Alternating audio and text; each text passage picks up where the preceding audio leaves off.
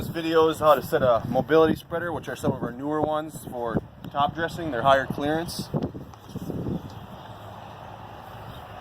In this case, upon receiving the spreader and the blend ticket, you look for two numbers, pounds per acre and pounds per cubic foot, which is your spread rate and density.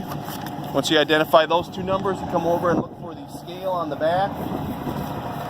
So in this case, we're looking for a density of roughly 52.7 pounds, which it doesn't specifically give that, but we can infer that it's between 50 and 55, and we're looking for a spread rate of 324 pounds, which we cannot achieve on low range.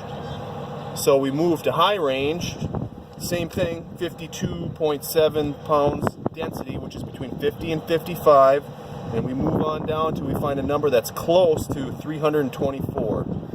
In this case, I would set the spreader at roughly 2 inches,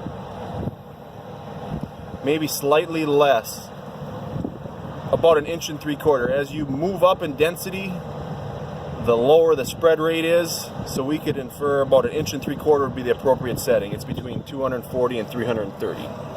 So crank this down to 1 3/4 inches.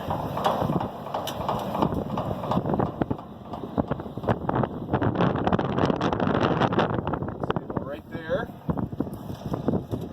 Here's your gate opening measurements, and you measure off the top of the line, the top of this measuring bar. This pounds per acre in low range, we need to move the chain into high range, depending on where it's already set. In this case, the spreader is set on low range. A small drive to a bigger driven equals low range. In this case, we need to loosen the nut and the chain tensioner and move the chain onto the larger drive to the smaller driven.